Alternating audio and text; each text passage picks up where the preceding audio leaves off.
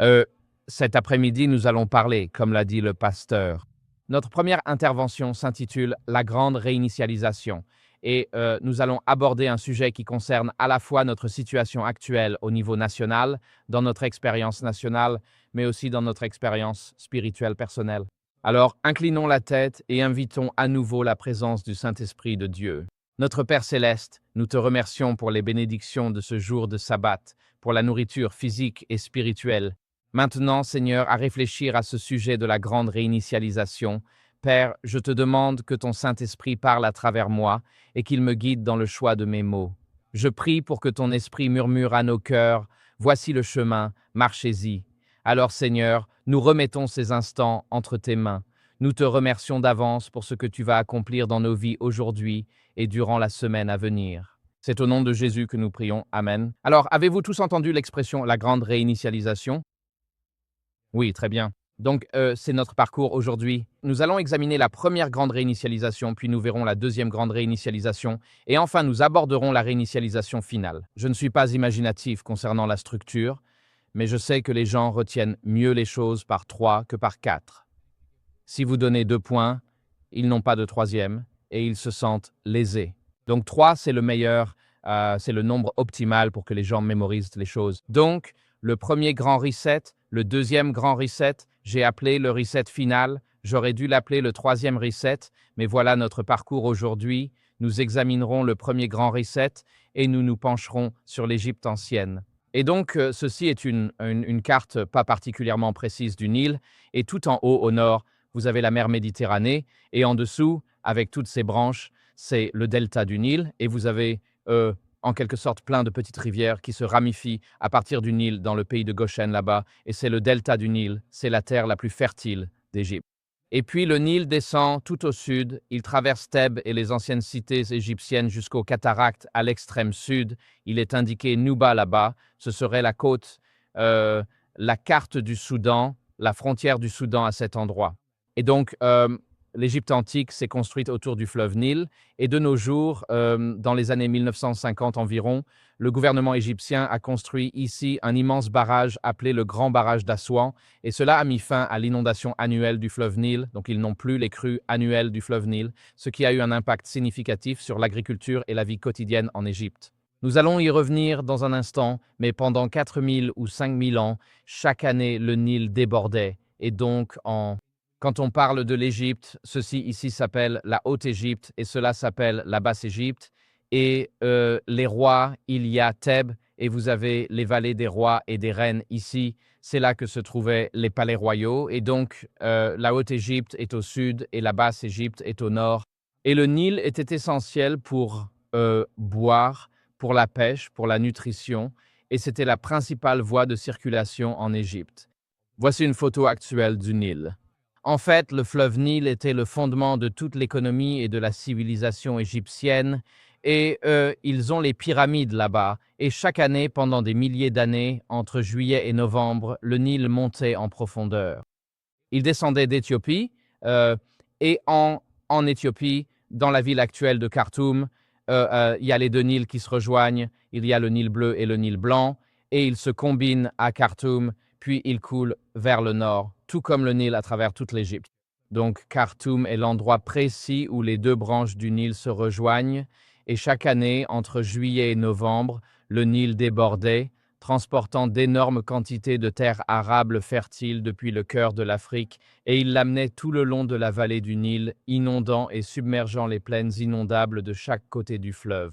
Et donc partout où le Nil débordait, il déposait jusqu'à 60 centimètres de cette sorte de boue, et c'était de la terre arable, et c'est cela qui rendait le Nil. Eh bien, le long du Nil, la terre était extrêmement fertile. Donc vous pouvez voir ici, sur cette carte, là, sur les côtés du Nil, vous avez une petite plaine inondable, puis les rives du désert là-bas. Là où se trouvaient les rives du désert, il n'y avait pas d'inondation, mais partout ailleurs, il y avait des inondations sur plusieurs kilomètres dans les deux directions, des deux côtés du Nil. Et quand les eaux se retiraient, elles laissaient cette épaisse, cette plaine alluviale de 30 à 60 centimètres de boue, terre épaisse, et c'est là-dessus qu'ils plantaient leurs grains. Et c'était la source du grain dans la civilisation de l'Égypte antique. En fait, l'Égypte était une partie si importante de la production alimentaire mondiale que celui qui contrôlait l'Égypte contrôlait essentiellement l'Empire romain, et ce n'est pas un hasard si Jules César est devenu l'amant de Cléopâtre, la dernière des pharaons, parce qu'il voulait contrôler l'approvisionnement en nourriture de l'Égypte. Et celui qui contrôlait l'Égypte contrôlait l'approvisionnement en nourriture de Rome, car la plupart du blé consommé à Rome était cultivé le long de la vallée du Nil. Ainsi, l'inondation du Nil, comme on l'appelait, la crue du Nil, était extrêmement importante pour la civilisation antique et les Égyptiens ont été la superpuissance mondiale pendant plus de 1000 ans. Toute leur économie reposait donc sur la crue du Nil. C'est ainsi qu'ils obtenaient leur nourriture, qu'ils exportèrent des denrées et qu'ils accumulaient leurs richesses. Ainsi, les prêtres égyptiens, qui étaient des hommes très intelligents, disposaient de divers moyens pour calculer, un peu comme les économistes d'aujourd'hui. Ils savaient comment estimer la hauteur de la crue du Nil chaque année.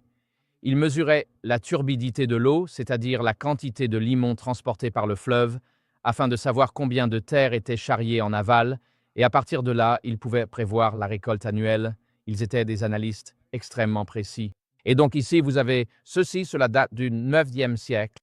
Ils construisaient ces colonnes à côté du Nil, et le Nil coulait à travers celles-ci. Il y avait des repères sur la colonne, et selon la hauteur atteinte par l'eau, ils savaient exactement quelle quantité d'eau descendait le Nil. Et de nos jours, nous avons les experts sur, vous savez, Moneybox, CNN et Fox, qui parlent de ce que fait l'économie, de ce qui arrive au taux d'intérêt, si nous allons entrer en récession, tout ce genre de choses. Mais les Égyptiens, eux, avaient le même système de prévision. Ici, en Haute-Égypte, ils avaient des marches. Ils taillaient ces marches à côté des cataractes, les chutes du Nil, près de l'eau.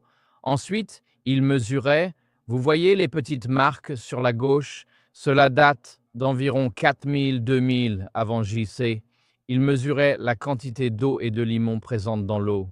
Et à partir de là, avec leurs mathématiciens, ils savaient exactement quelles seraient les récoltes cette année-là. Et une fois qu'ils savaient quelle quantité de nourriture il y aurait, c'est comme si la réserve fédérale augmentait ou diminuait les taux d'intérêt, ils savaient quelle serait la masse monétaire. Ainsi, toute l'économie égyptienne était basée sur la crue du Nil. Il y avait donc des marques très précises qui indiquaient à quelle hauteur la crue devait monter pour obtenir une bonne terre. Ils savaient que s'il y avait trop d'eau et pas assez de limon, alors la bonne terre qui s'y trouvait allait être emportée. Ils savaient aussi que s'il y avait trop de limon et pas assez d'eau lors de la crue, alors le limon ne remonterait le Nil que sur une certaine distance et n'irait pas jusqu'au bout. Ils connaissaient donc exactement le bon mélange pour obtenir une bonne récolte pour l'économie nationale. Ces gens-là étaient donc assez sophistiqués dans ce qu'ils faisaient. Et un jour, le pharaon fit un rêve, ou plutôt il fit en fait deux rêves distincts et importants. Et vous le voyez là-haut, à l'écran, c'est le moment où Joseph décrit le rêve. Mais le pharaon fit un rêve. Et dans le premier rêve, il y avait 7 vaches vraiment bien nourries, d'accord? Elles sortirent du Nil et paissaient paisiblement, puis 7 régimes à base de plantes, 7 vaches maigres et affamées sortirent du Nil et elles mangèrent les vaches grasses, mais les vaches maigres restèrent toujours maigres. Et dans le rêve suivant, le pharaon voit 7 épis de maïs bien nourris, et à côté d'eux surgissent 7 épis de maïs maigres. Et les 7 épis maigres mangent les épis bien nourris, mais les épis maigres restent maigres. Et le pharaon sait que ces rêves sont liés, mais il ne connaît pas leur signification. Alors il demande à ses sages, et les sages, comme les sages de Babylone 3000 ans plus tard, ne savent pas ou ne veulent pas connaître l'interprétation de ce rêve. Ils soupçonnent que ce n'est pas une bonne nouvelle, mais ils ne veulent pas être porteurs de mauvaises nouvelles auprès du roi, car l'expression « ne tirez pas sur le messager » est fondée sur des faits historiques réels. Vous vous souvenez de l'histoire de Néhémie? Néhémie chapitre 1, Néhémie se présente devant le roi Artaxerxès en Perse. Le roi lui dit « Néhémie, pourquoi as-tu l'air triste ?» Parce qu'on ne pouvait pas se présenter devant le roi avec un visage triste, sinon on risquait d'être exécuté. On savait qu'il fallait se présenter devant le roi avec le sourire. Lorsque Joab et son armée ont tué Absalom, il a dit « Qui va annoncer la nouvelle au roi ?» Et Azaël, un de ses neveux, a dit « Je vais le dire au roi. » Et Joab a répondu « Non. » Il dit « Il y a un soldat éthiopien là-bas. Le roi ne se soucie pas de lui. Laisse-le annoncer la nouvelle à David, car c'est lui qui risque d'être exécuté, pas toi. » Vous vous souvenez de cette histoire? D'accord. Donc, l'expression « ne tuez pas le messager » a une histoire longue et sanglante qui se rattache à cet idiome particulier dans la langue anglaise. Alors, ce qui se passe, c'est que Pharaon sait qu'il a fait un rêve, il sait que c'est important. Les sages ne semblent pas capables de lui dire le rêve, et finalement, les chansons se souviennent, il dit « Attendez », il a dit « Quand j'étais en prison, il y avait un jeune esclave, un garçon hébreu, et il a interprété mon rêve en disant que j'allais être rétabli au palais en 3 jours, et c'est ce qui s'est passé. Et il a aussi interprété le rêve du boulanger, disant que le boulanger aurait la tête tranchée dans 3 jours, et comme de fait, il a perdu la tête. Il peut interpréter les rêves. Alors Joseph a été conduit en hâte du palais, directement devant le roi, et sur le chemin, ils ont dû le raser. Le texte est clair. Ils ont dû raser Joseph parce que les Égyptiens n'aimaient pas la pilosité faciale. En fait, les Égyptiens se rasaient tous les poils du corps, et ces hiéroglyphes, ces images des Égyptiens où ils portent ces perruques. Les Égyptiens étaient en fait chauves, et ensuite ils fabriquaient des perruques artificielles qu'ils mettaient sur leur tête. Donc Joseph a été convoqué au palais et le roi Pharaon explique son rêve et Pharaon donne l'interprétation. Joseph donne l'interprétation. Ce qu'il dit est affiché à l'écran. Il dit « Alors Joseph dit à Pharaon, les rêves de Pharaon ne font qu'un. Dieu a révélé à Pharaon ce qu'il va faire. Les 7 bonnes vaches sont 7 années, et les 7 beaux épis sont 7 années. Les rêves ne font qu'un. Les 7 vaches maigres et laides qui sont montées après elles représentent 7 années, tout comme les 7 épis vides brûlés par le vent d'Est. Ce sont 7 années de famine. C'est comme je l'ai dit à Pharaon. Dieu a montré à Pharaon ce qu'il va faire. Il y aura 7 années d'abondance dans tout le pays d'Égypte, puis il viendra 7 années de famine, et toute l'abondance sera oubliée dans le pays d'Égypte, et la famine consumera le pays. Aujourd'hui, nos économistes essaient de faire des prévisions, peut-être pour le prochain trimestre. Et voici Joseph qui donne une prévision économique pour 14 ans. Et il vient de décrire ce qui allait arriver à l'économie égyptienne pendant 14 ans. Si Joseph était vivant aujourd'hui, il serait le commentateur le mieux payé à la télévision. Parce que, vous savez, CNN, Fox Business, Squawk Box et tous les autres peuvent peut-être faire des prévisions pour le prochain trimestre, peut-être, mais la plupart du temps, ce sont en quelque sorte des suppositions éclairées. Et Joseph dit qu'il va y avoir 7 années d'abondance agricole, ce qui signifie « Je vous dis à quoi vont ressembler l'eau et la turbidité de l'eau. Il va y avoir 7 bonnes années, puis pendant les 7 années suivantes, l'eau sera basse. Il n'y aura pas beaucoup de limon dedans. » C'est une prévision incroyable de la part de Joseph, et le roi est dûment impressionné. Reconnaissant que l'Esprit de Dieu était en Joseph, Pharaon nomma Joseph gouverneur de toute l'Égypte, second seulement après Pharaon lui-même. Ainsi, la tâche de Joseph était de préparer l'arrivée de la famine. Il se mit à construire d'immenses entrepôts et greniers à l'échelle nationale, et il mit également en place le tout premier impôt sur le revenu. Il est dit là, l'abondance ne sera plus, elle ne sera plus connue dans le pays à cause de la famine qui suivra, car elle sera très grave. Et le fait que le rêve de Pharaon ait été doublé signifie que la chose est arrêtée par Dieu et que Dieu va bientôt l'accomplir. Maintenant donc, que Pharaon choisisse un homme avisé et sage et qu'il le mette à la tête du pays d'Égypte. Que Pharaon nomme des intendants sur le pays et prélève un 5e de la production du pays d'Égypte pendant les 7 années d'abondance. Qu'ils rassemblent toute la nourriture de ces bonnes années qui viennent et qu'ils emmagasinent le blé sous l'autorité de Pharaon pour servir de nourriture dans les villes et qu'ils le gardent. Cette nourriture sera réservée pour le pays en prévision des 7 années de famine qui frapperont l'Égypte afin que le pays ne périsse pas par la famine. Ainsi, il s'agit de l'un des premiers impôts sur le revenu enregistrés dans l'histoire, un impôt direct de 20% sur toute la production du pays d'Égypte. Et donc Joseph l'a proposé pour 7 ans.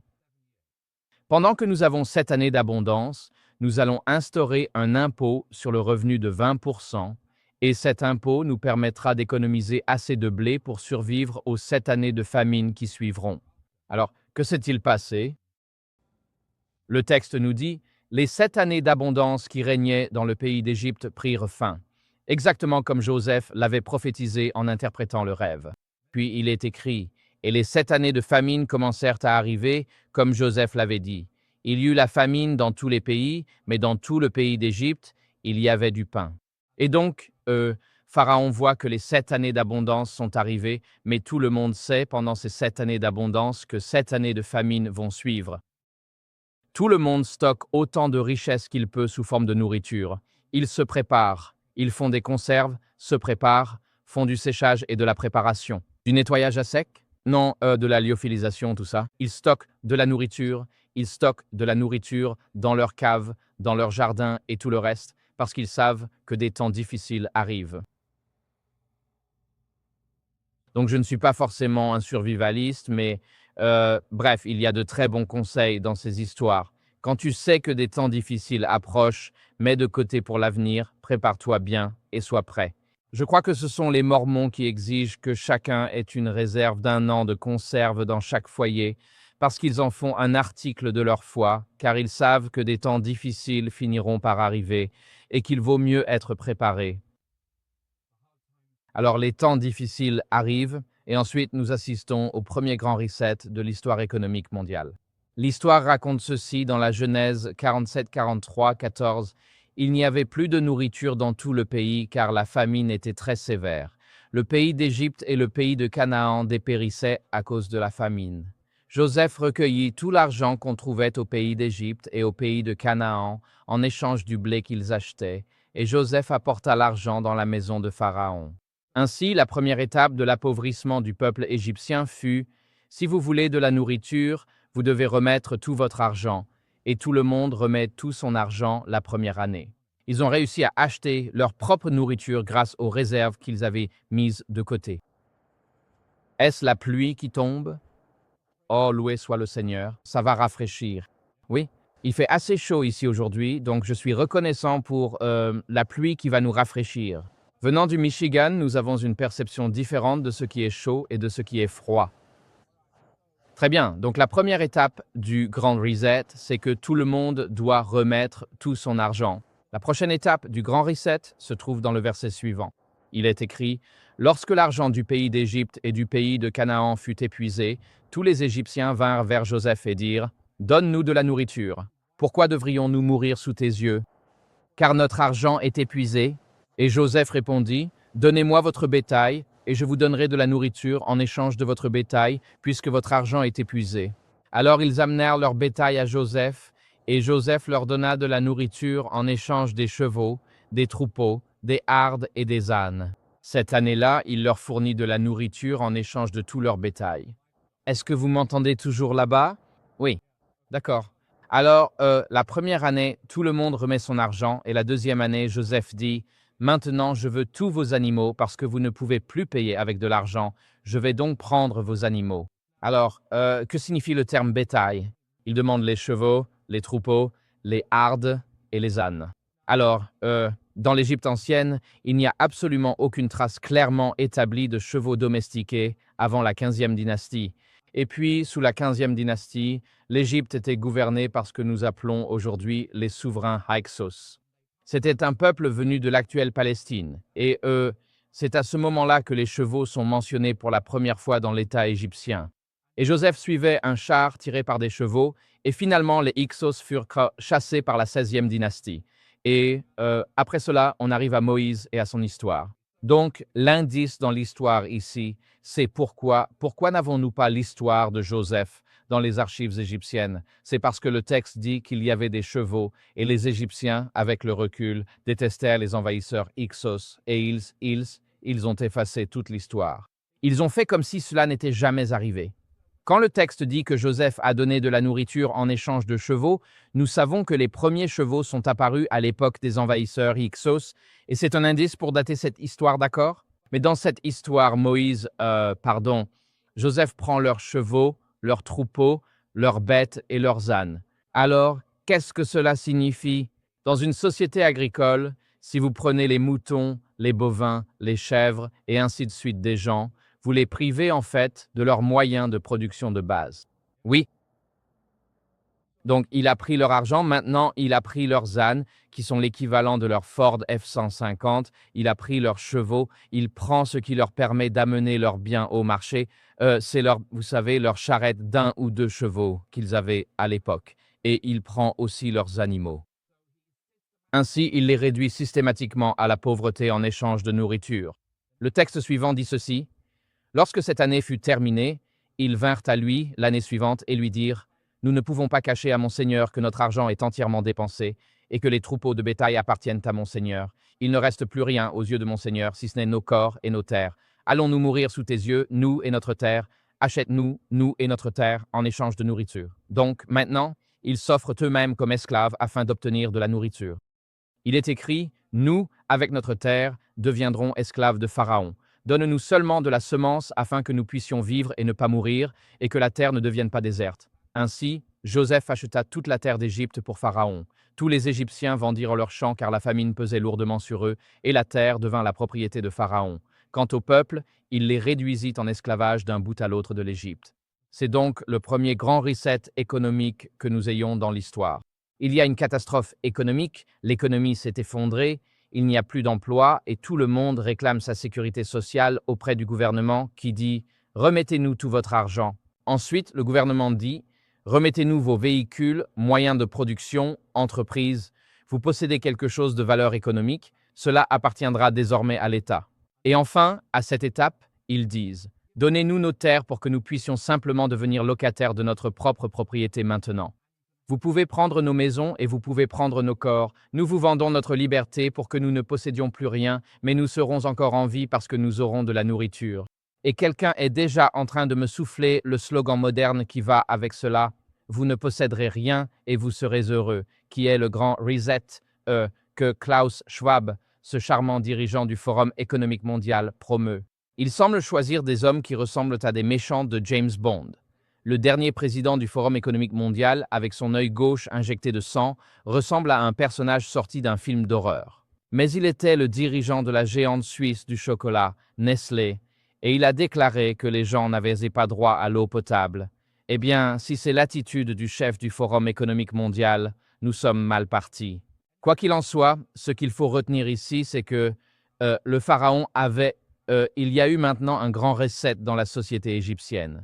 En 3 ans, le peuple est passé de posséder ses propres terres, bétail, chevaux et ânes, et de pouvoir planifier sa vie. En 3 ans de catastrophe économique, ils ne possèdent plus rien. Leur argent, animaux, troupeaux, moutons, ânes, chevaux, voitures, biens ont disparu, et ils sont maintenant réduits en esclavage. Et comme le dirait le Forum économique mondial, vous ne posséderez rien et vous serez heureux. Ils étaient heureux parce qu'ils avaient de la nourriture. Ils étaient reconnaissants d'avoir simplement de quoi manger. À cette époque, comme aujourd'hui, il y avait aussi l'état profond. Il est écrit « Seules les terres des prêtres, Joseph ne les acheta pas, car les prêtres recevaient une allocation fixe du pharaon et vivaient de l'allocation que le pharaon leur donnait. C'est pourquoi ils ne vendirent pas leurs terres. » Lorsque Joseph est devenu Premier ministre, le pharaon lui a donné une jeune femme pour épouse, et elle était la fille d'un prêtre égyptien. Ainsi, Joseph a épousé une femme issue des familles sacerdotales d'Égypte, et les prêtres étaient extrêmement puissants parce qu'ils pouvaient prédire l'avenir grâce aux crues du Nil, mais ils étaient aussi très habiles dans les arts occultes. C'est pourquoi les pharaons traitaient les prêtres avec un certain respect. Ils n'allaient pas s'en prendre aux prêtres.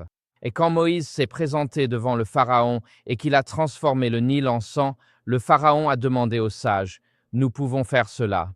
Et ils ont transformé l'eau en sang. Souvenez-vous de l'histoire? Quand Moïse a jeté son bâton, les sages ont dit « Nous pouvons faire cela ». Ils ont jeté leur bâton et ils sont devenus serpents. Donc les pharaons avaient beaucoup de respect pour les prêtres. Les prêtres avaient beaucoup de pouvoir. On pourrait dire qu'ils étaient l'état profond de l'Égypte à l'époque. Et Joseph avait épousé une femme de la classe sacerdotale, et s'il avait dû taxer la classe sacerdotale, il aurait aussi dû céder les terres de sa propre famille, alors il les a exclus. Cela s'appelle du porc, des actes de loi, des actes du Congrès. Il y a des exemptions et des exclusions pour des intérêts particuliers. Rien n'est nouveau. Vous me suivez jusque-là? Alors Joseph dit à ce peu au peuple, « Maintenant que je vous ai acheté, vous et vos terres, pour Pharaon aujourd'hui, voici des semences pour vous. Semez la terre. À la récolte, vous donnerez un 5e à Pharaon, et les 4/5 seront pour vous. De la semence pour les champs, de la nourriture pour vous-même et votre maison, et de la nourriture pour vos petits-enfants. » Ils dirent, « Tu as sauvé nos vies. Si cela plaît à mon Seigneur, nous serons esclaves de Pharaon, ou nous n'apprendrons rien, nous serons heureux. » Ainsi Joseph en fit une loi concernant la terre d'Égypte, et cela demeure encore aujourd'hui que Pharaon doit recevoir le 5e. Seule terre des prêtres ne devint pas propriété Pharaon. Et c'est intéressant que Joseph ait imposé une taxe de 20% pendant les 7 années d'abondance, mais c'était juste pour mettre de côté des vivres afin de traverser les 7 années de famine. Mais dès qu'ils sont en pleine famine, Joseph a prolongé cette taxe de 20% pour l'éternité. Et c'est ainsi que fonctionnent les impôts dans la plupart des civilisations. Les gouvernements instaurent des impôts comme mesure d'urgence, puis ils durent pour toujours. Et quand le gouvernement dit « quand j'ai grandi en Angleterre », quand le gouvernement installait un bâtiment préfabriqué comme salle de classe et disait « ce n'est qu'une solution provisoire », il resterait là définitivement. N'est-ce pas? Ces mesures temporaires prises par le gouvernement ne sont jamais temporaires. Et Joseph fait exactement la même chose ici. Cette taxe temporaire de 7 ans, de 20% sur la terre, 1/5 qui va à Pharaon, dès que les 7 années de crise commencent, il la prolonge indéfiniment. Donc, Joseph ressemble beaucoup aux politiciens modernes dans cette histoire, en particulier dans la façon dont il gère les situations. C'est le premier grand reset. Maintenant, il est dit, il y eut une famine dans le pays, l'histoire continue, en plus de la première famine qui eut lieu du temps d'Abraham, et Isaac se rendit à Guérar chez le roi Abimélec des Philistins. Le Seigneur apparut à Isaac, « Ne descends pas en Égypte, installe-toi dans le pays, séjourne dans ce pays et je te bénirai. Car à toi et à ta descendance, je donnerai tous ces pays et j'accomplirai le serment que j'ai fait à ton père, Abraham. » Ce qui s'est passé ici, c'est qu'il y avait eu une famine dans le pays et Isaac avait voulu descendre en Égypte pour acheter de la nourriture. Dieu lui était apparu en rêve et lui avait dit « Ne descends pas en Égypte pour acheter de la nourriture. Tu n'as pas besoin d'y aller. Tu dois rester dans le pays qui correspond à l'actuel Israël ou Palestine, comme l'appelèrent les Romains. Tu dois rester en Palestine, mener ta vie dans ton pays, élever tes troupeaux et tes bêtes à la campagne, mais ne descends pas en Égypte avec ta famille. » Oh. L'Égypte était le centre économique du monde antique. Il y avait des opportunités économiques pour Isaac et sa famille. Le luxe les attendait en Égypte. Il y avait de la nourriture en abondance. Ils avaient toutes sortes de nourriture en Égypte. Mais Dieu dit à Isaac, avant Joseph et avant Jacob, alors qu'ils étaient les familles précédentes, il dit « Ne descends pas avec ta famille dans ces villes d'Égypte, reste à la campagne, reste dans la vie rurale. » Et quand la famine a frappé avec Jacob, si vous lisez l'histoire de Jacob et Joseph, chaque fois que Jacob devait acheter du grain, il le payait avec de l'argent, mais il le payait avec de la nourriture. Il avait ses propres olives, du miel et d'autres choses avec lesquelles il payait. Ainsi, nous constatons dans cette histoire que Jacob et Isaac ont réussi à garder leurs familles intactes pendant le premier grand reset en restant à l'écart des grandes villes du monde antique et en vivant à la campagne.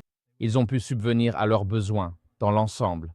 Et même lorsque Jacob voulait acheter de la nourriture, il envoyait en même temps des cadeaux alimentaires au Pharaon, donc il avait encore sa propre production locale là-haut, en Canaan.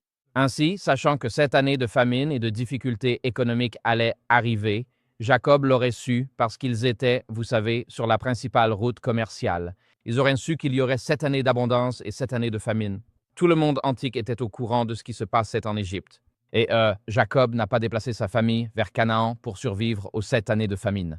Il a choisi de rester vivre dans le pays, à l'écart des problèmes, et c'est là que lui et sa famille ont survécu. Et Jacob et sa famille n'ont pas été vendus comme esclaves pendant les 7 années de famine. Ils n'ont pas perdu leurs terres, ils n'ont pas perdu leurs récoltes, ils n'ont rien perdu. Et si vous cherchez un avertissement sur la façon dont nous devons vivre de manière aussi autonome que possible. Si vous vivez dans un petit appartement, disons 50 mètres carrés à Manhattan, et que vous n'avez qu'une journée de nourriture dans votre réfrigérateur, vous serez en difficulté si la chaîne d'approvisionnement s'effondre. Dans cette histoire, Jacob s'est tenu à l'écart des opportunités économiques, de la promesse de nourriture gratuite. Il s'est éloigné des tentations morales et des plaisirs économiques de l'Égypte ancienne et il a vécu à la campagne, ce qui lui a permis de survivre à ce tout premier grand reset. C'était donc, en effet, le tout premier grand reset. Nous pensons parfois à ces histoires dans la Bible, comme celle de Joseph. Je veux dire, Joseph était un homme incroyable, mais ce qu'il a fait au peuple d'Égypte a eu des conséquences catastrophiques pendant encore 2000 ans. Jusqu'à l'époque de Cléopâtre, ils étaient encore la propriété du pharaon. Le peuple a été réduit en esclavage pendant des centaines et des centaines d'années à cause de ce que Joseph a fait. Cela nous amène au deuxième grand reset, quelque chose que nous vivons en réalité et de manière très concrète aujourd'hui. Tout comme la classe dirigeante d'Égypte, les prêtres et les pharaons étaient parfaitement conscients qu'il y aurait 7 bonnes années, puis 7 années de catastrophes économiques et de grandes famines. De la même manière, aujourd'hui, nos élites politiques, économiques et bancaires mondiales sont pleinement conscientes qu'un second grand reset approche et qu'il n'y a rien que nous puissions faire pour l'empêcher. Et si vous ne me croyez pas, il y a une photo prise en début de semaine de l'horloge de la dette nationale. Il affiche toutes sortes de chiffres. Vous savez, combien coûte une boîte d'œufs, combien de personnes sont au chômage, etc., etc. Mais si vous regardez en haut à gauche, la dette nationale américaine au début de cette semaine était officiellement de 36,7 000 milliards de dollars. 36,7 000 milliards de dollars. Nous ajoutons actuellement 1000 milliards de dollars à la dette nationale tous les 3 mois. C'est véritablement au-delà de nos pires cauchemars. Tout le monde peut regarder le compteur de la dette en ligne et il augmente continuellement quel que soit le parti qui contrôle le Congrès ou la Maison-Blanche. Maintenant, la dette officielle peut s'élever à 37 000 milliards, mais ce chiffre n'inclut pas les engagements légalement contraignants comme Medicare, la sécurité sociale, les pensions médicales, etc. Le chiffre réel approche les 200 000 milliards de dollars et nous n'avons tout simplement aucun moyen de couvrir nos dettes. En gros, nous imprimons de l'argent pour rembourser les dettes d'aujourd'hui et quand nous imprimons de l'argent, nous créons plus de dettes pour demain.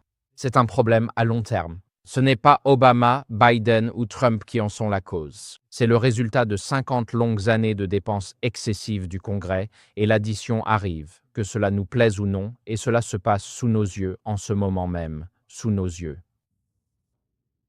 C'est un problème à long terme, la dette nationale aux États-Unis. Maintenant, il y a 2 façons de rembourser la dette nationale. Vous pouvez faire un défaut de paiement dur, c'est-à-dire dire à vos créanciers que vous ne les rembourserez tout simplement pas, mais cela mènerait à une catastrophe économique, à un effondrement de la confiance dans l'ensemble du système bancaire. Donc, nos politiciens optent pour la seule autre option disponible, à savoir un défaut de paiement doux.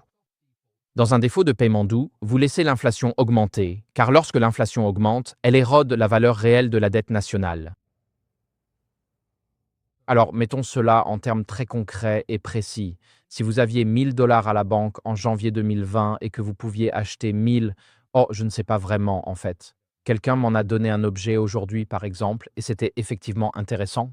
Si vous pouviez acheter 1000 de ceux-ci le 1er janvier 2020 avec 1000 dollars, à cause de l'inflation des 4 dernières années, nous avons perdu environ 25% du pouvoir d'achat de notre dollar au total. Donc en 2025, ces 1000 dollars ne peuvent plus acheter que 750 de ces objets au lieu de 1000. Et si votre salaire n'a pas changé, cela signifie que vous venez d'être dévalué de 25% dans le système économique dans lequel nous vivons. Et la plupart des gens n'ont pas vu leur salaire augmenter de 25% au cours des 4 dernières années. Cela signifie donc que, en tant que personne, vous valez désormais moins pour le système économique. Vous avez été dévalué. Vos économies, on nous dit qu'il est bon d'épargner. Eh bien, lorsque vous épargnez et que l'inflation se situe entre 5 et 10%, l'inflation grignote le pouvoir d'achat de vos dollars. Cela signifie que ceux qui vivent avec des revenus fixes sombrent dans la pauvreté année après année après année. C'est une réalité économique simple. Vous ne pouvez pas échapper aux mathématiques. Peu importe vraiment que ce soit Trump, Biden ou Obama qui soit au pouvoir, c'est un problème de long terme qui arrive à maturité cette année. Et il y a plusieurs raisons pour lesquelles cela se produit cette année. Quand ils parlent d'aller à Fort Knox et de réévaluer l'or, ce dont ils parlent en réalité, ce n'est pas tant de la réévaluation de l'or, mais une réévaluation de l'or équivaut en fait à une dévaluation du dollar et de la dette. C'est de cela qu'ils parlent, effectivement, de la réalité économique. Ainsi, au cours des 4 dernières années, nous avons confisqué plus de 300 milliards de dollars de bons du Trésor américain détenus par la Russie pendant le conflit en Ukraine. Les bons du Trésor américain constituent la pierre angulaire du système financier mondial depuis que nous avons abandonné l'étalon or en 1971. Qu'est-ce qu'un bon du Trésor? Lorsque le gouvernement émet de la dette pour lever 1000 milliards de dollars pour son budget national, il vend des bons du Trésor américain. Ce sont des obligations, appelées marchés obligataires. Les gens achètent même ces bons, donnent 1000 milliards au gouvernement, puis reçoivent une reconnaissance de dette, un bon du Trésor. Avant, c'était du papier. Maintenant, ce sont des données numériques sur un disque dur. Et ce bon du Trésor américain promet que dans 10 ans, le gouvernement américain remboursera cet argent plus 4 ou 5%. Mais avec une inflation qui se situe entre 3 et 6%, Si vous placez 1 million de dollars dans un bon du Trésor américain, vous êtes assuré de perdre plus de 30% en pouvoir d'achat quand l'obligation arrivera à échéance dans 10 ans. Donc au final, plus personne ne veut acheter de bons du Trésor américain, parce que c'est une façon garantie de perdre de l'argent, et cela a pourtant été la pierre angulaire du système financier mondial. Les gouvernements du monde entier échangent des bons du Trésor américain comme garantie. Si le Nigeria veut payer du pétrole saoudien, il suffit qu'il remette quelques bons du Trésor, car c'est la base, le fondement, l'actif de niveau 1 dans le système financier mondial. Donc, mais lorsque nous avons confisqué 300 milliards de dollars de bons du Trésor appartenant à la Russie en 2022, et lorsque nous avons militarisé le système financier SWIFT. Maintenant, certains d'entre vous ne sont peut-être pas familiers avec SWIFT, mais avec l'AFM, quand j'étais avec eux, chaque fois que vous effectuez un virement à l'étranger, cela passe toujours par le système de transfert international SWIFT. Il est contrôlé par l'Amérique et les Britanniques. Et il a été mis en place juste après la Seconde Guerre mondiale. Et même pendant la guerre froide, personne n'est intervenu dans le système SWIFT, et le monde entier a transféré de l'argent à l'échelle mondiale en utilisant SWIFT. Mais en 2022, pour la première fois en 70 ans, nous l'avons militarisé, nous avons exclu la Russie de l'accès au système SWIFT, et nous avons confisqué leurs bons du Trésor américain. Et qu'a fait le reste du monde? Ils ont dit « Nous ne vivons plus en 1950 ». Les pays des BRICS ont construit un système de transfert mondial entièrement séparé, appelé M-Bridge. Ainsi, désormais, les autres pays du monde peuvent transférer de l'argent sans passer par les États-Unis. Et ils développent leur propre monnaie adossée à l'or pour leurs échanges commerciaux. Donc ils n'ont plus besoin du dollar. Quel est l'effet net de tout cela? L'effet net, c'est que le marché des bons du Trésor américain est en grande difficulté. Cela signifie que si le gouvernement veut lever des fonds pour rembourser ses dettes, qui va acheter cette dette? La Chine, le Japon et la Grande-Bretagne sont les 3 plus grands acheteurs de dettes. Et avec les tarifs actuellement en place, la Chine, le Japon et la Grande-Bretagne ont déclaré plus d'achat de bons du Trésor américain. Donc nous avons perdu les plus gros acheteurs de notre dette. Et cette année, d'ici juin, plus de 6 000 milliards de dollars arrivent à échéance. Nous devons refinancer cette dette. Et lorsque nous avons contracté cette dette, les taux d'intérêt étaient à 0%. Et maintenant, les taux d'intérêt sont de 4,5 à 5% pour les dettes du Trésor. Donc notre dette devient soudainement beaucoup plus coûteuse. Bon, tout cela, c'est un peu beaucoup d'économies dont je parle ici. En résumé, c'est que lorsqu'il y a une crise de la dette, quand personne n'achète votre dette, vos taux d'intérêt doivent grimper très, très haut pour attirer des acheteurs et votre monnaie chute de façon spectaculaire du jour au lendemain. Donc il y a, de la part de la Réserve fédérale elle-même, un graphique de notre dette jusqu'en 2020. C'est une hausse inexorable. Il n'y a rien que nous puissions faire pour arrêter la hausse de la dette. Ce qui s'est passé simultanément au cours de cette période, c'est que voici comment la monnaie a fonctionné en Amérique.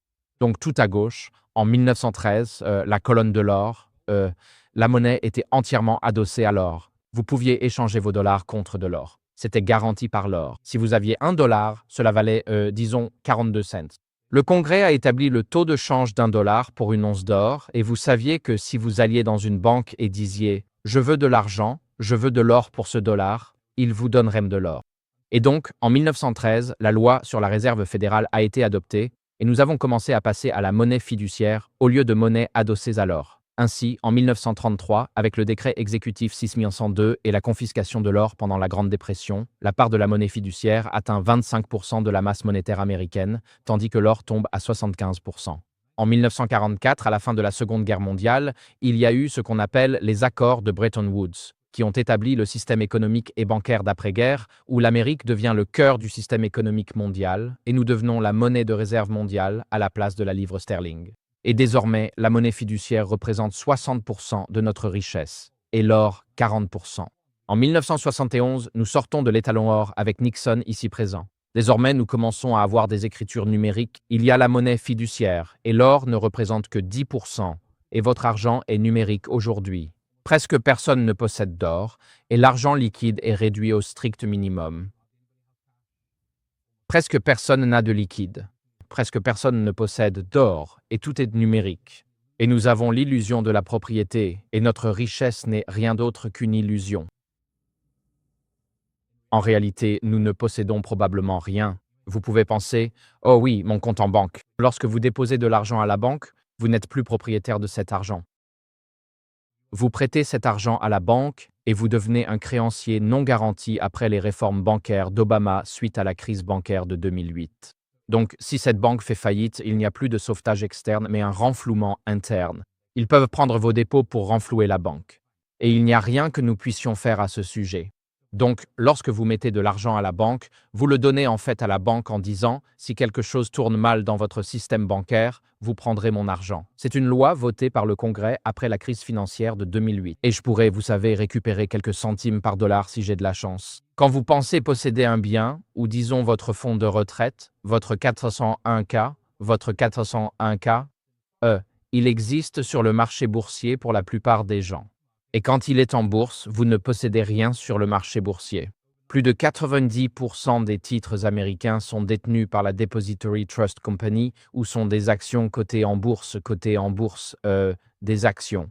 Et donc, quand vous achetez des parts dans un fonds commun de placement, vous êtes tout en bas de la liste de priorités.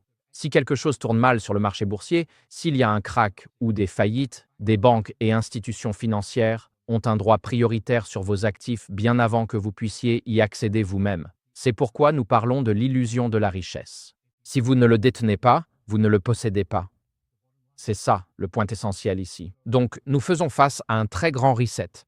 Vous pouvez clairement voir sur ce graphique ici, et ce graphique est vraiment très intéressant et significatif. Vous voyez que le rouge représente la rémunération des travailleurs et le jaune la productivité dans l'économie américaine. Et la rémunération des travailleurs et la productivité ont augmenté de la fin de la Seconde Guerre mondiale jusqu'à la sortie de l'étalon or avec Nixon en 1971. Elles étaient parallèles l'une à l'autre. Cela signifiait que dans les années 1940, 1950 et 1960, on pouvait élever une famille avec un seul revenu. Un seul salaire suffisait pour payer une maison, élever une famille et acheter une voiture. C'est ce qui se passait en Amérique. Puis nous sommes sortis de l'étalon or et la rémunération des travailleurs a stagné, tandis que la productivité continuait d'augmenter. Et cet écart ici, au lieu que tout ce profit aille aux travailleurs, il est allé aux entreprises américaines. Ainsi, aujourd'hui, le 1% le plus riche de la société américaine possède plus de 50% de tous les actifs américains. Donc le système économique est en quelque sorte en train de se briser. Ce que cela vous montre ici, c'est qu'à partir de 1971 jusqu'à aujourd'hui, on ne peut plus élever une famille avec un seul revenu ordinaire. Nous savons tous que c'est vrai. Maintenant, il faut que 2 personnes travaillent à temps plein, et peut-être même un emploi à temps partiel en plus, juste pour joindre les deux bouts, et nous vivons tous de chèque en chèque. Parce qu'après avoir quitté l'étalon or et avec la dévaluation de la monnaie, le dollar avec lequel vous êtes payé, la perte de pouvoir d'achat signifie que les profits ne vont plus au peuple, ils vont maintenant aux entreprises. Donc ce à quoi nous faisons face, c'est une spirale d'endettement avec la dette nationale. En ce moment, nous devons émettre plus de dettes parce que les dépenses publiques sont hors de contrôle, donc nous devons émettre plus d'obligations d'État cette année. Plus d'obligations d'État signifie qu'il y a moins de demandes, car il n'y a pas une demande infinie pour cette offre. Et donc pour cela, il faut avoir des taux d'intérêt plus élevés pour attirer la demande. Des taux d'intérêt plus élevés signifie que vous avez plus de dettes à payer chaque mois sur la dette nationale. Vous êtes dans un cercle vicieux, c'est une spirale d'endettement, et l'Amérique y entre. Notre dette est maintenant si importante que nous entrons dans la spirale d'endettement national où le service de la dette devient le plus gros poste du budget fédéral. Et c'est déjà le cas en ce moment. Donc, chaque fois que les taux d'intérêt augmentent, le montant que nous payons pour le service de la dette augmente aussi. Et cela conduit à un grand reset. Donc, les conséquences de cette spirale de la dette sont que, si nous ne trouvons pas assez d'acheteurs pour acheter notre dette cet été, alors la Réserve fédérale devra intervenir et peut-être acheter entre 2 et 6 000 milliards de dollars de dettes. Ils vont simplement créer cet argent à partir de rien. Quand vous créez 6 000 milliards de dollars à partir de rien, tous les dollars sur votre compte en banque sont dévalués en même temps. Ainsi, l'assouplissement quantitatif sera utilisé par la Réserve fédérale pour acheter des bons du Trésor américain. Cela conduit à une dévaluation systématique du pouvoir d'achat et de la valeur du taux de change du dollar américain. Cela entraîne une augmentation de la masse monétaire, ce qui alimente une inflation des prix pour les consommateurs au quotidien. Une inflation plus élevée érode la valeur réelle de la dette nationale.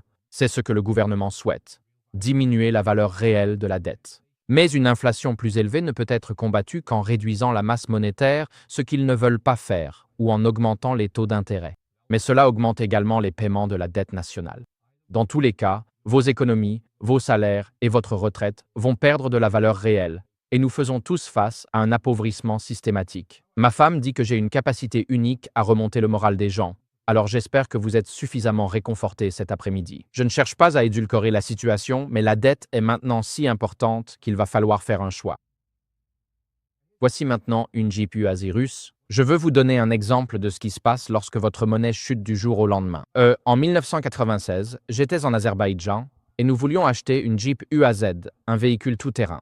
Et à l'époque, il fallait 12 000 $ pour acheter une Jeep UAZ et c'est en fait un bon véhicule tout-terrain. Il a en réalité un centre de gravité relativement bas. Il peut grimper des pentes raides mieux que la plupart des voitures occidentales. La plupart de nos SUV ont un centre de gravité élevé. Donc, il a un centre de gravité bas et il est facile à réparer. Tant que vous avez un marteau et de la ficelle, vous pouvez réparer la plupart des choses sur ces voitures. Et nous voulions en acheter une pour 12 000 $.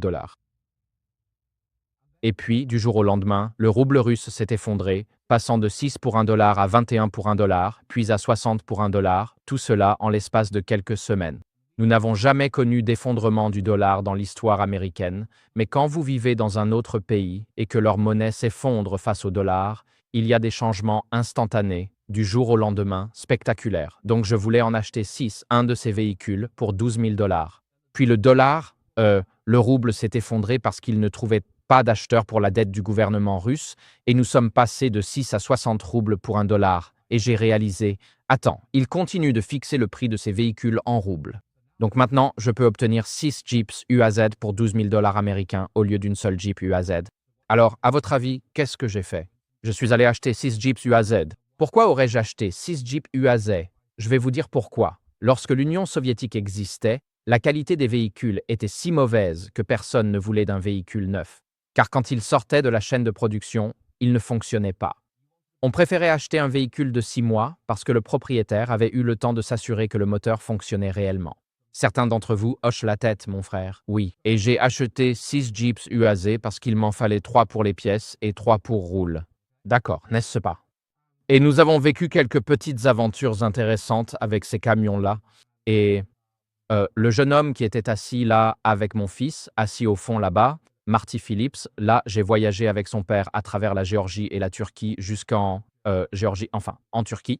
Nous descendions vers l'Azerbaïdjan et nous étions suivis, certains diraient même poursuivis, par un policier géorgien. Et j'étais le dernier de cette longue file de 6 Jeeps UAZ. Nous descendions à 35 miles à l'heure dans cette gorge montagneuse à la frontière turque.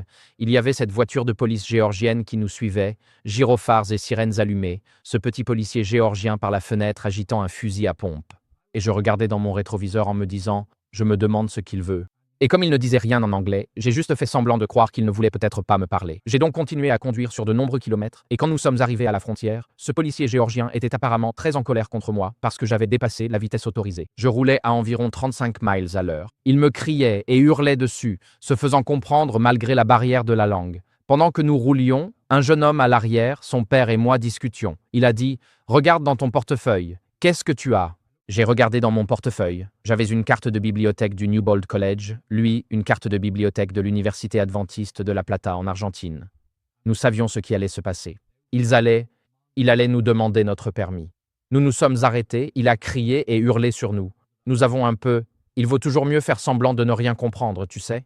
Finalement, il a demandé notre permis. Alors nous avons fait tout un cinéma en disant « on ne veut pas le donner ». Mais j'ai fouillé dans mon portefeuille et j'ai tendu ma carte de bibliothèque du Newbold College. Et mon ami a donné sa carte de bibliothèque de l'Université adventiste de La Plata en Argentine. Et l'homme a dit « Revenez à mon bureau, à 50 km d'ici, demain, et vous pourrez récupérer votre carte de bibliothèque. » Nous savions qu'il voulait un pot de vin.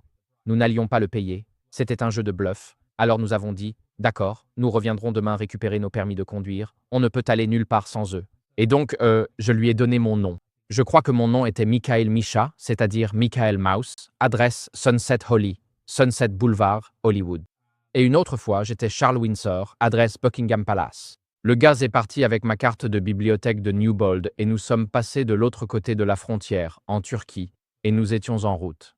Bref, le point essentiel de cette histoire, c'est que lorsque la monnaie s'effondre, comme ce fut le cas en Russie, quand ils sont passés de 6 à 60 roubles du jour au lendemain, on ne pouvait absolument rien acheter dans les magasins parce que personne n'avait l'argent nécessaire pour acheter. Les banques n'avaient pas assez de roubles. Donc si vous alliez à la banque avec 100 roubles aujourd'hui, ils vous donnaient demain avant la crise, ils vous rendaient 100 $, ils vous rendaient 600 roubles. Mais maintenant, on passe de 100 $, 6 roubles pour 1 dollar à 60 pour 1 dollar. Vous regardez 6000 roubles pour chaque 100 dollars. Ils n'ont pas assez de dollars. Donc vous vous retrouvez avec des banques à court d'argent dès 10 heures. Juste pour mettre les choses en perspective, si nous traversions la même chose aujourd'hui, disons qu'une Prius neuve coûte 35 000 dollars aujourd'hui, toute neuve. Si nous traversions la même chose, une Prius neuve coûterait 200 000 dollars. Que se passerait-il pour la demande de nouvelles Prius? Droite? Paf! Et toute l'activité économique s'arrête lorsqu'il y a une crise bancaire, lorsqu'il y a une crise de la dette et une crise monétaire. Nous assistons donc actuellement à une très grande réinitialisation de proportions similaires à ce qui s'est produit dans l'Égypte ancienne de Joseph. L'inflation est une politique fédérale de facto, une réalité économique incontournable.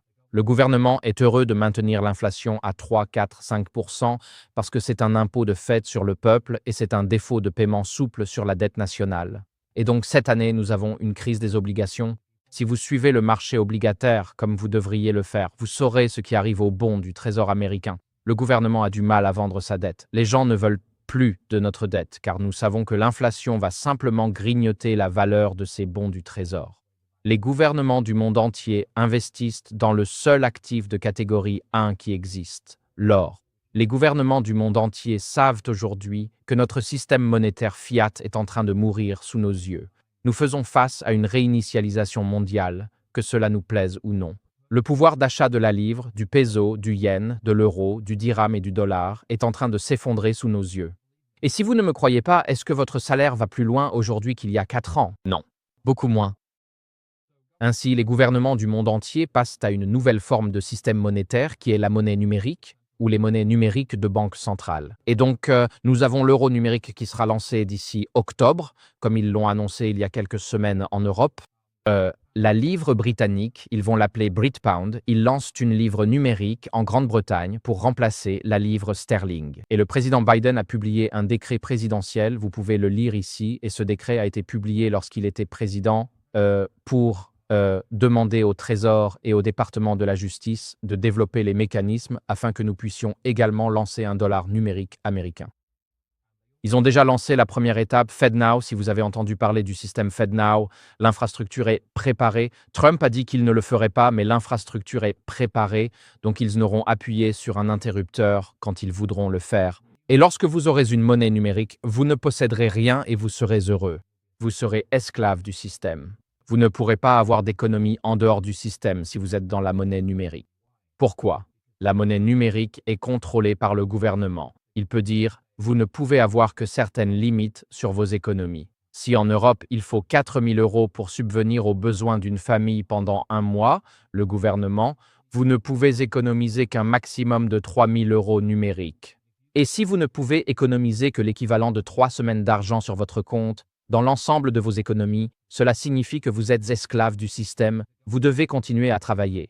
Si le gouvernement veut vous imposer, il prélève une taxe de 10% sur votre monnaie numérique. Quand j'étais à Chypre en 2006, le gouvernement a prélevé 10% sur tous les comptes du système euro. Où est passé notre argent? Oh, le gouvernement l'a pris et personne ne peut rien y faire. Et donc, ces choses arrivent dans la vraie vie. Elles se sont produites en Europe et elles se produisent dans d'autres parties du monde, là-bas, la manipulation des monnaies numériques. Nous faisons face à une réinitialisation numérique. Que cela nous plaise ou non, cela arrive vers nous. En Europe, certaines des propositions sont épouvantables. Ils proposent que vous ne puissiez dépenser vos euros qu'à une certaine distance de votre domicile. Cette mesure vous empêche de voyager. Cela réduit les émissions de carbone. Vous ne pouvez plus prendre l'avion n'importe où. Chaque fois que je prends un vol avec United ou American, il est indiqué sur le billet. Ce vol a produit tant de tonnes de dioxyde de carbone par passager. Pour l'instant, ils surveillent et mesurent cela, mais ce qu'ils surveillent et mesurent, ils finiront bientôt par le contrôler. Ils imposeront une limite carbone à vos déplacements sur une base annuelle.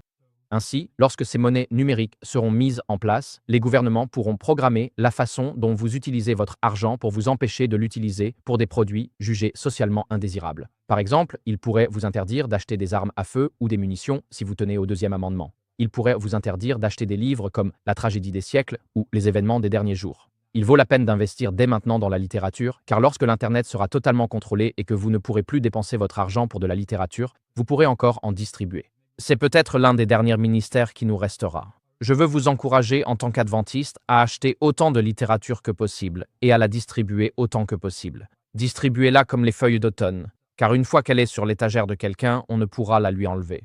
Distribuez de la littérature tant que vous le pouvez. Ainsi, lors du premier grand reset, lorsque Jacob a choisi de vivre à la campagne, loin du boom économique des 7 années d'abondance, et qu'il a conservé sa richesse en pièces d'argent, c'est avec cela qu'il a payé sa nourriture. De la même manière, aujourd'hui, les systèmes bancaires de notre monde comprennent cela, et depuis 5 ans, les banques centrales du monde achètent de l'or en quantité record. Et si vous suivez le prix de l'or est le canari dans la mine. Les banques achètent autant d'or qu'elles peuvent en obtenir physiquement, parce qu'elles savent que lorsque le grand reset arrivera et que le dollar ne vaudra plus rien, ce qui comptera, c'est la quantité d'or que vous possédez. Lorsque Trump a publié un tweet la semaine dernière disant « La règle d'or est la suivante, celui qui possède le plus d'or fait les règles », Trump comprend, et ce n'est donc pas un hasard que, de janvier à mars cette année, plus de 2000 tonnes d'or soient passées de Londres à l'Amérique dans les coffres du COMEX à New York. Que Trump rapatrie notre or parce qu'il sait que le système du dollar est en train de mourir et qu'il y aura un système adossé à l'or dans le futur, dans un avenir proche. La plupart des citoyens américains ne prêtent pas attention à cela, mais si vous ne possédez pas de richesse indépendante du système, vous serez asservis comme l'ont été les Égyptiens. Si vous avez de la richesse et que vous vivez à la campagne, en dehors du système, alors vous êtes mieux préparé à affronter ce qui nous attend. C'est le grand reset auquel nous faisons face. Les lingots d'or et d'argent n'ont aucun risque de contrepartie. Vous le possédez, vous le détenez. Si votre banque fait faillite, si le dollar s'effondre ou si l'inflation érode le pouvoir d'achat du dollar, vous avez toujours ces lingots. Ils peuvent être échangés mondialement sans craindre de sanctions du gouvernement américain et sont acceptés partout comme l'ultime réserve de valeur à travers les civilisations. La situation globale aujourd'hui, c'est que nous sommes au milieu d'un autre grand reset qui mènera à l'asservissement économique de ceux qui ne sont pas préparés.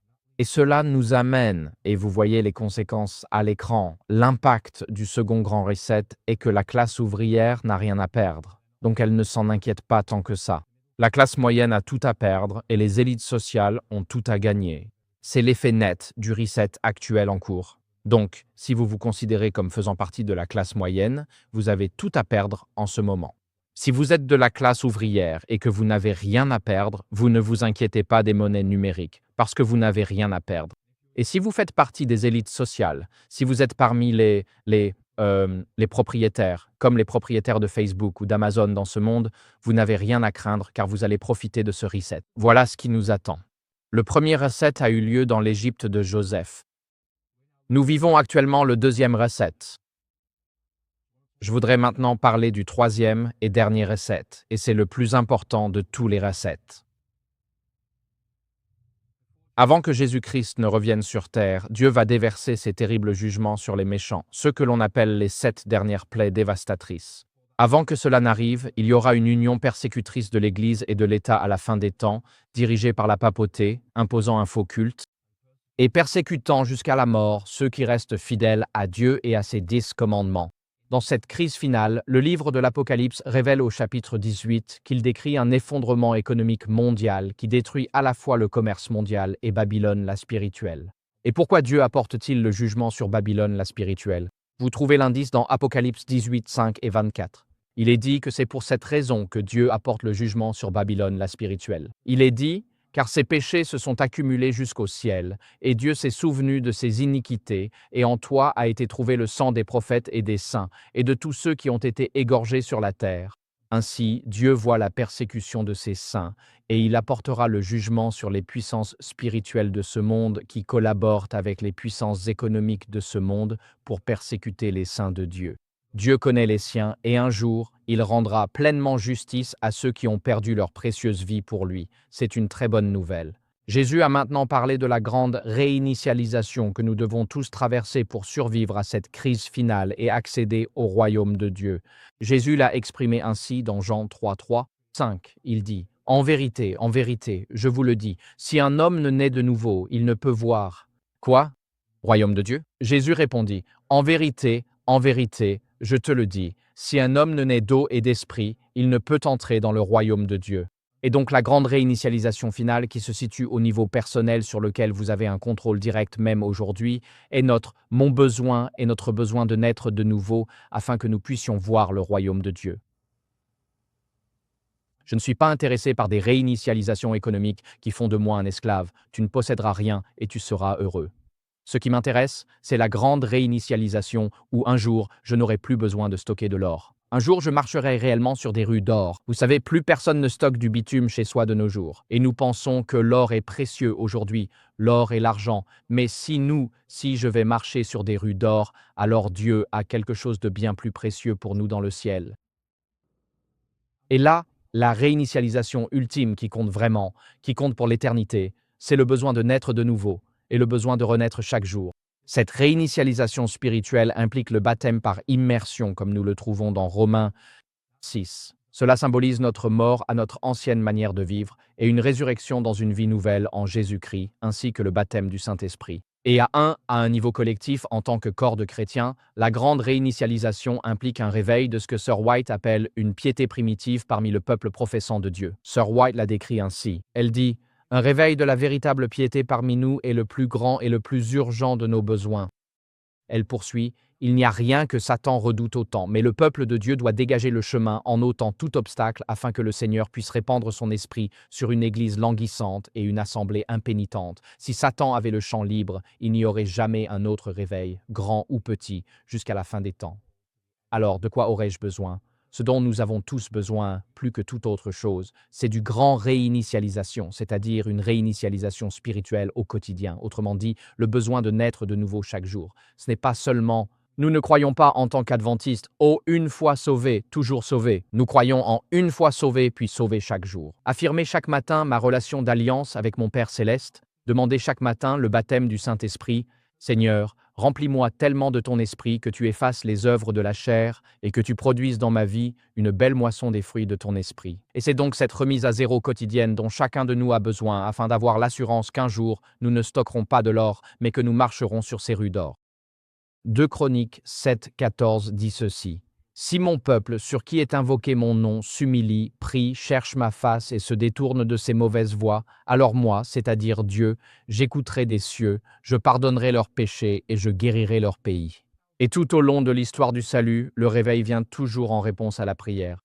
Vous ne pouvez trouver aucun réveil dans l'histoire du salut qui ne soit venu en réponse aux saints se rassemblant pour prier. Que ce soit des groupes d'étudiants qui se rassemblaient au Moyen-Âge, ou les grands réveils du mouvement wesleyen ou du nord de l'Inde à la fin des années 1800, avec les anglicans, ou quel que soit le mouvement de réveil que vous considérez à travers toute l'histoire du salut, les réveils commencent lorsque les gens se réunissent et prient, se pardonnent les uns aux autres, se réconcilient et disent « Seigneur, que rien ne vienne s'interposer entre toi et nous, en tant que peuple, voulons recevoir ton esprit, mais nous ne voulons avoir aucune dette entre nous. » Nos mains sont ouvertes les unes envers les autres, nos mains sont ouvertes pour toi et nous implorons l'effusion de ton Saint-Esprit. Et si nous voulons un réveil dans nos églises, nous devons prier ensemble pour ce réveil, en faire un sujet de prière. Seigneur, en tant qu'Église, nous désirons ce réveil. Le dernier grand réinitialisation survient lorsque nous sommes ouverts à la recherche et à l'accueil de la plénitude du Saint-Esprit. Sir White dit « Un réveil de la véritable piété parmi nous est le plus grand et le plus urgent de nos besoins. Donc, si vous repartez de cette journée avec une seule priorité, c'est le réveil de la véritable piété dans ma famille, dans mon cœur et dans mon foyer. C'est mon plus grand besoin.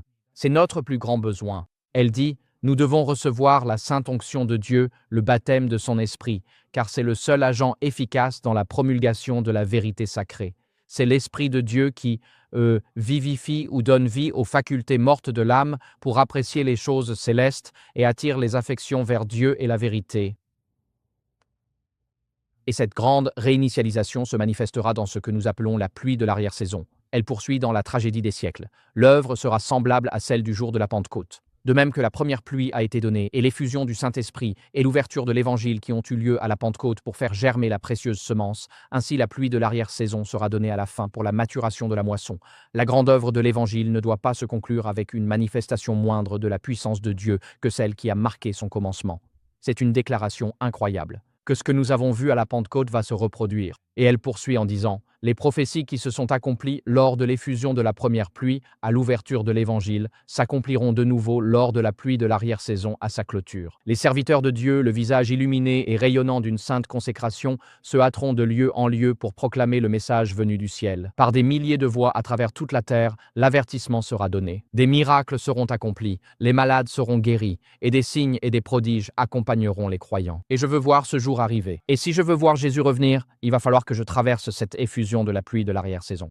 Et si je veux participer à l'effusion de la pluie de l'arrière-saison, je dois naître de nouveau chaque jour, et je dois m'unir à mes frères et sœurs de mon district, de mon foyer, de mon Église, en nous pardonnant les uns les autres, en recherchant la réconciliation et en suppliant Dieu ensemble. Seigneur, accorde-nous ton Saint-Esprit sur cette assemblée. C'est le plus grand renouveau auquel nous puissions participer.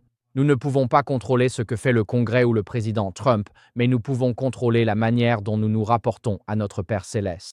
Et Dieu a promis que si nous demandons le Saint-Esprit, nous le recevrons. Si vous cherchez le Saint-Esprit, vous le trouverez. Si vous frappez à la porte, alors la porte de votre cœur s'ouvrira à la présence du Saint-Esprit.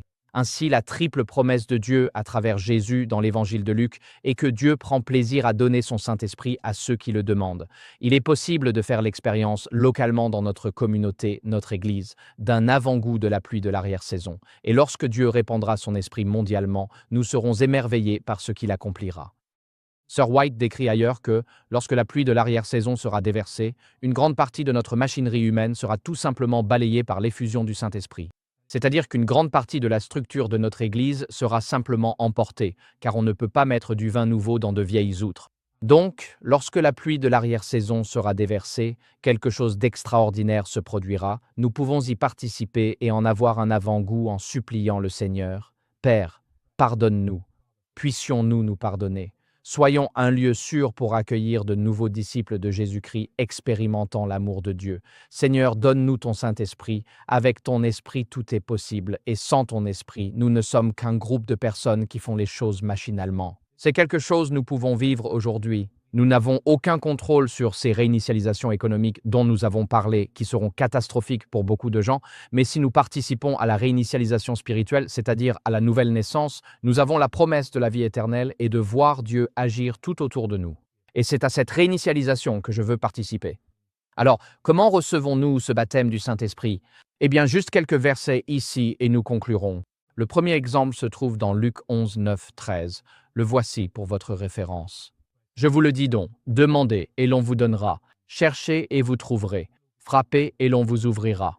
Dans ce passage, Jésus promet que si nous demandons à notre Père céleste le don du Saint-Esprit, il nous donnera ce Saint-Esprit. Alors, demandez à Dieu le Saint-Esprit chaque jour.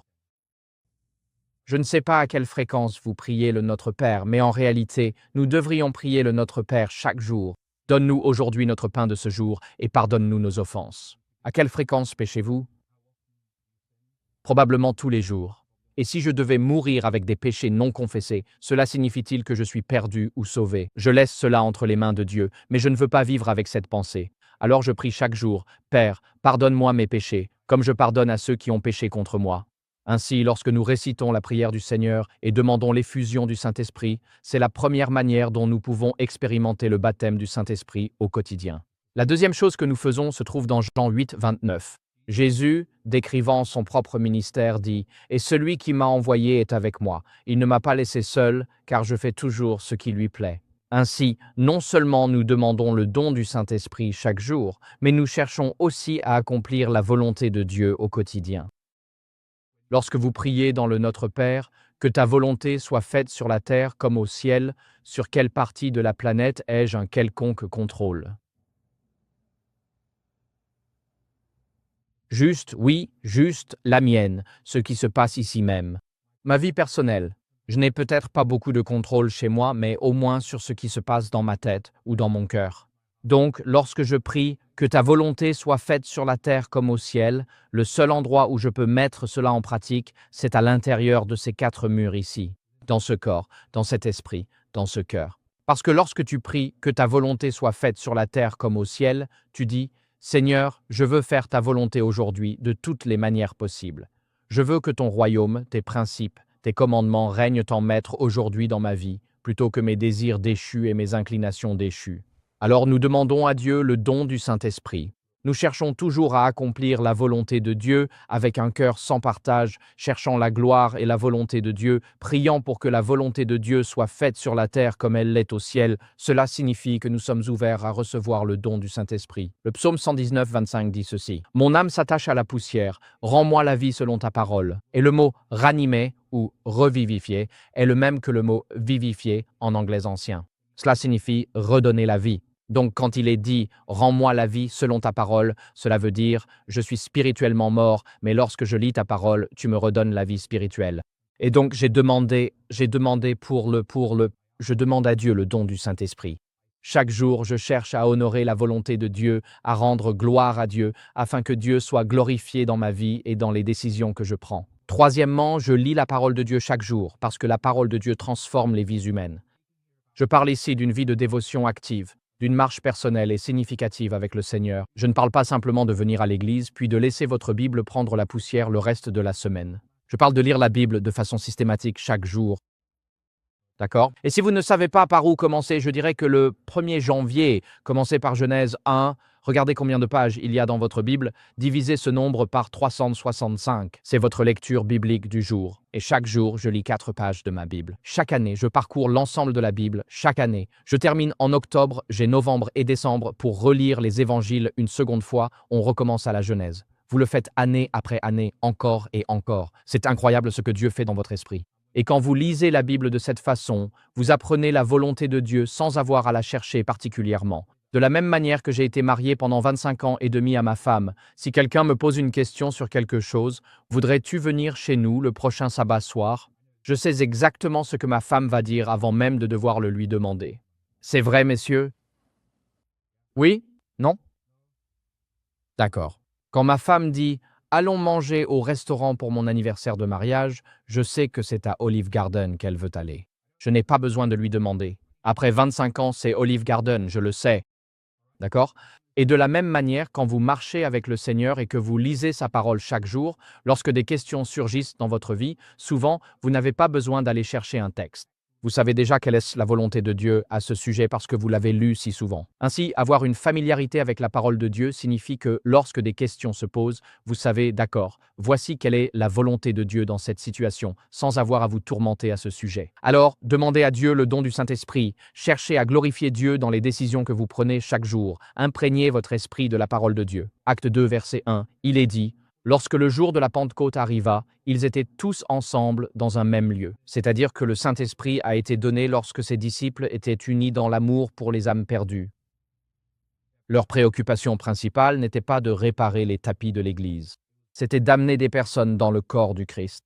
Et lorsque nous sommes unis dans notre amour pour les âmes perdues, que nous avons à cœur ceux qui n'ont pas de voix dans nos communautés, et que nous avons le fardeau d'amener tous les hommes dans le royaume de Dieu, c'est alors que le Saint-Esprit sait, que Dieu sait qu'il peut répandre son Saint-Esprit sur cette Église.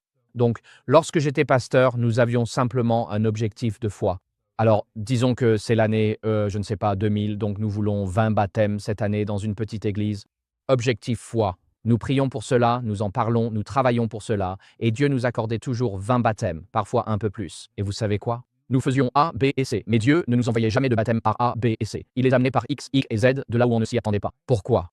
Il voulait voir travaillions pour les âmes, voulions gagner des âmes, et étions prêts à faire grandir notre Église. Quand votre Église grandit, les dynamiques de pouvoir changent en son sein. Et beaucoup de gens ne veulent pas que leur Église grandisse, parce qu'alors les dynamiques de pouvoir changent. Si vous avez une Église de 50 personnes, il y a au moins 3 familles dominantes. Et ces familles dominantes siègent au Conseil depuis 20 ans. Et si l'Église passe à 100 membres lors du prochain comité de nomination, ces 3 familles dominantes n'ont plus la même position dominante et elles se fâchent contre nous. Ainsi, les relations de pouvoir changent à mesure que l'Église grandit. C'est pourquoi beaucoup de gens préfèrent être un gros poisson dans un petit étang plutôt qu'un petit poisson dans un étang beaucoup plus grand.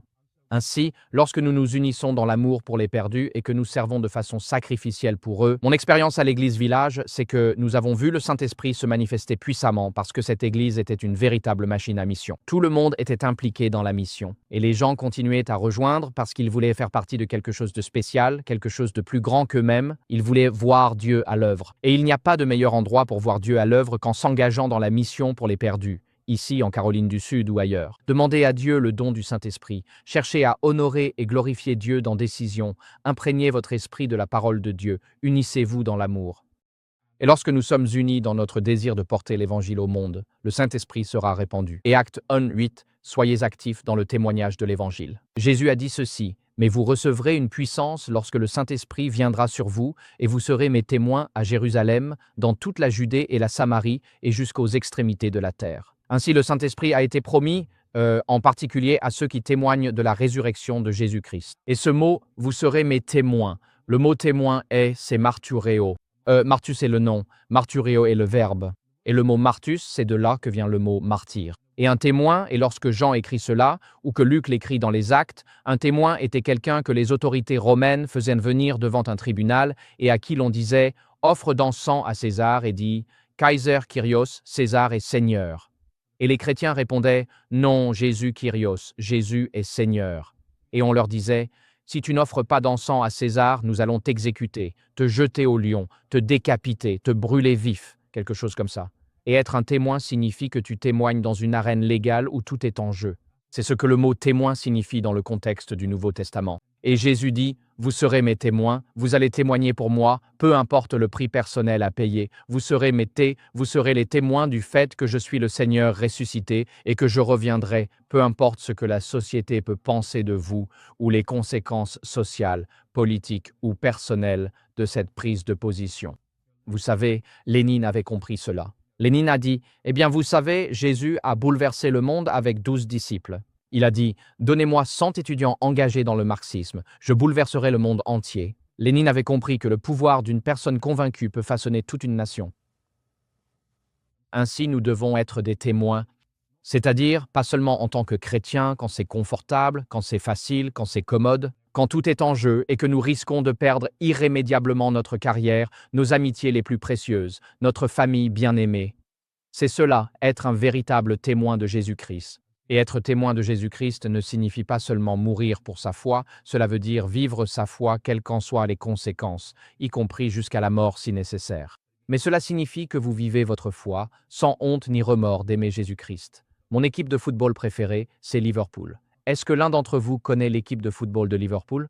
D'accord, je suis né près de Liverpool. J'ai soutenu Liverpool ma vie. Ils ont gagné, ils ont remporté leur championnat anglais le week-end dernier. Partout dans le monde, les gens célèbrent, car c'est une marque mondiale, et ils portent leur maillot de Liverpool partout dans le monde.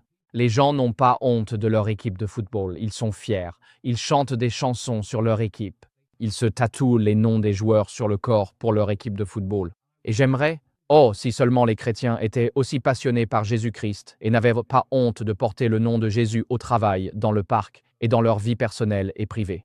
Vous serez mes témoins, a dit Jésus, et il promet que lorsque vous agissez avec foi, que vous mettez tout en jeu pour Dieu et que vous rendez témoignage de ce que Jésus signifie pour vous dans votre vie, c'est à ce moment-là, dit Jésus, que le Saint-Esprit sera déversé sur vous avec puissance. Le mot est dynamite, dynamis. Et ce mot dynamite, c'est de là que nous tirons le mot dynamite, dynamis. Laissez-moi vous poser cette question. Si la dynamite entre dans votre vie et explose, est-ce que quelque chose reste jamais pareil? Non. Il est dit de Jésus dans Romains 1, Jésus a été déclaré avec puissance, avec dynamite, Fils de Dieu par sa résurrection. C'est-à-dire qu'après la résurrection du Christ, tout a changé dans l'histoire du monde.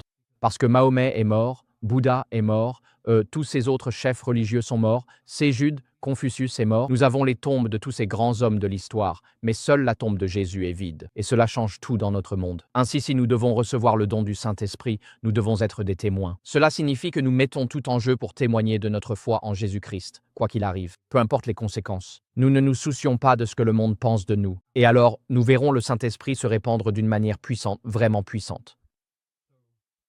Alors, que disons-nous en conclusion aujourd'hui? Le premier grand reset, à l'époque de Joseph, a centralisé le pouvoir économique entre les mains des élites nationales d'Égypte et a réduit l'homme du peuple en esclavage. Ceux qui y ont survécu, comme Jacob, vivaient à la campagne et avaient épargné des richesses sous forme de métaux précieux en dehors du système économique de l'Égypte. Le second grand reset, qui se produit en ce moment même, va également centraliser le pouvoir économique entre les mains des élites sociales et réduire l'homme du peuple en esclavage via les MNBC. De nombreux journalistes laïcs tirent la même sonnette d'alarme. C'est en train d'arriver. Il n'y a presque rien que nous puissions faire pour l'arrêter.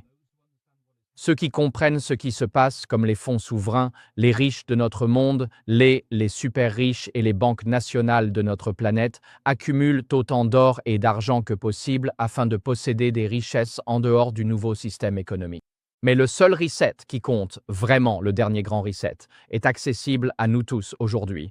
Nous faisons l'expérience de ces bénédictions lorsque nous remettons nos cœurs et nos volontés à Dieu chaque matin et que nous demandons chaque jour d'être remplis du Saint-Esprit.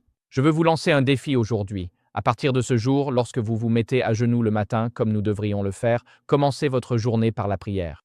Demandez le baptême du Saint-Esprit. Demandez que le Saint-Esprit de Dieu vous remplisse à tel point qu'il y ait moins de vous-même et plus de Jésus dans votre caractère, jour après jour.